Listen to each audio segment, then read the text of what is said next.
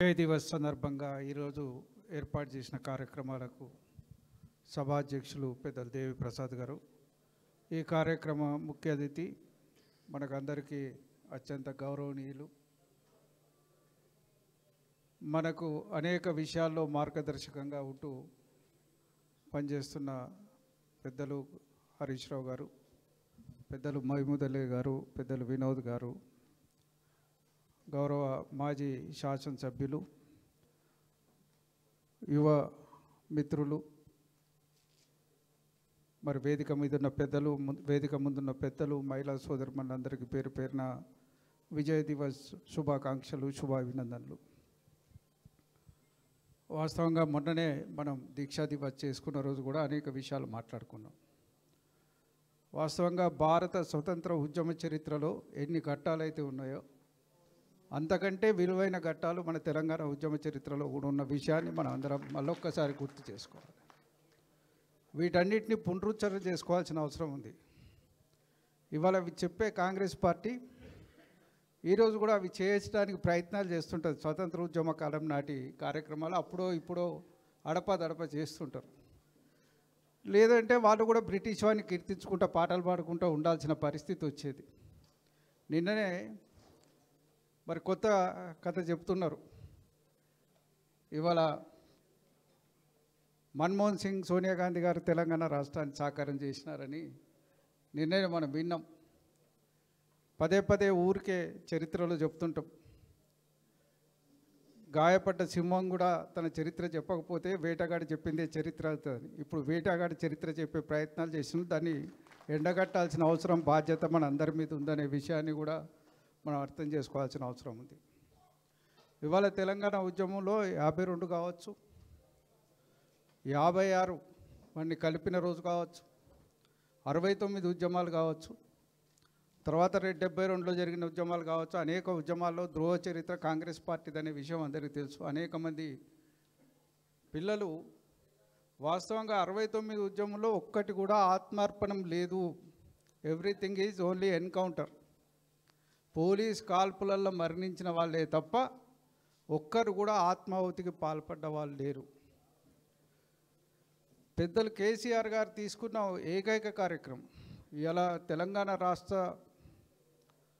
కోసం పార్టీని ప్రకటించినప్పటి నుంచి కూడా ఒక శాంతియుతమైన ఉద్యమ తరాలు మనం దీన్ని పోరాటం చేయాలని వారు సంకల్పించినందుకే అనేక మిలిటెంట్ ఉద్యమాలకు నాయకత్వం వహించిన వాళ్ళు దీంట్లోకి వచ్చినా కూడా ఎవరైనా శాంతియుతంగానే పోయింది తప్ప అటువైపు తొంగి చూడలేదు. నిజంగా 2001 నాటికి కూడా తెలంగాణ పరిస్థితి ఏంది, 2004 నాటికి తెలంగాణ పరిస్థితి ఏంది? కేసీఆర్ సార్ చెప్తాడు, రక్తసిక్తమైన తెలంగాణ మనది. జగిత్యాల ఉద్యమాలు, రైతాంగ పోరాటాలు, అనేక పోరాటాలతో తెలంగాణ ఎక్కడుంది? అసలు నాయకుడు అంటోడు తెల్ల బట్టలు వేసుకున్నోడు రోడ్ల మీద తిరిగే పరిస్థితి కూడా లేదు. అనేక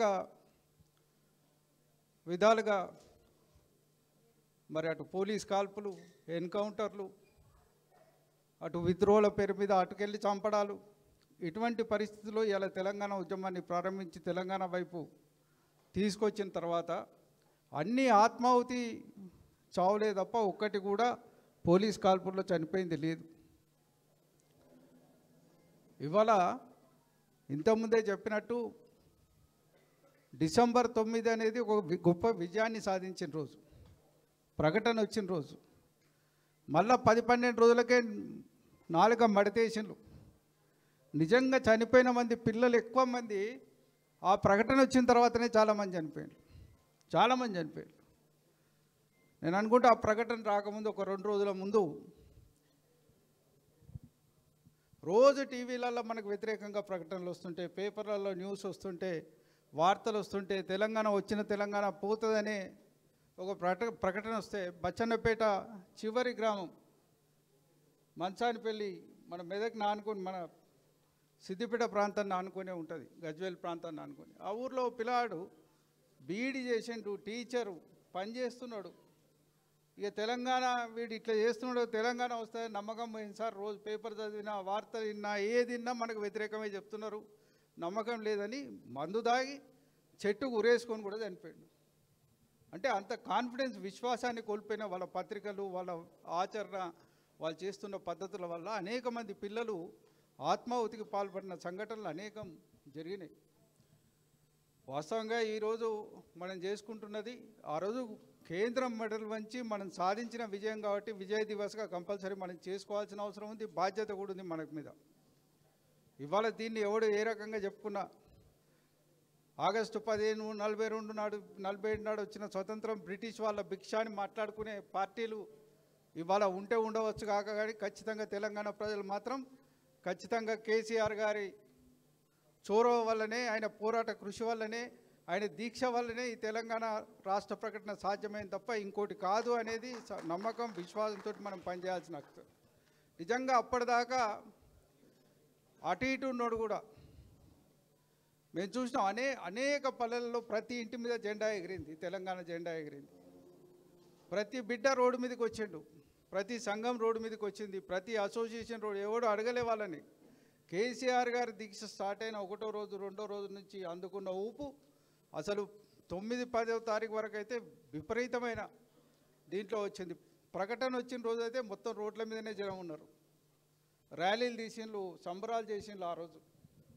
ఆ పరిస్థితి నుంచి ఇలా మనం ముందుకు పోతున్న నేపథ్యం ఖచ్చితంగా మన పార్టీ, మన ఆర్గనైజేషన్ పెద్దలు వినోద్ లాంటి వాళ్ళు చొరవ తీసుకొని వీటన్నిటినీ మన దాంట్లో ఉన్న అనేక గొప్ప గొప్ప విషయాలని ఇలా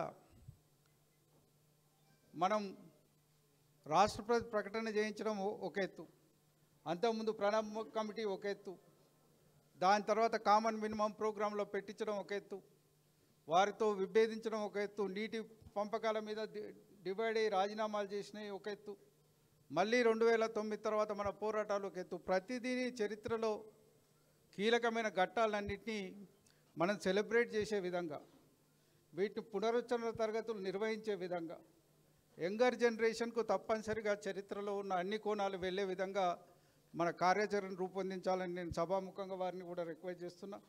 ఎందుకంటే మనం చెప్పకపోతే అవతలోడు చెప్పే దాని మీద మిస్లీడ్ అయ్యే అవకాశాలు కూడా ఉంటాయి. ఖచ్చితంగా మన చరిత్రను మనం చెప్పుకోవాలి, మన విషయాల్ని మనం ప్రచారం చేసుకోవాలి.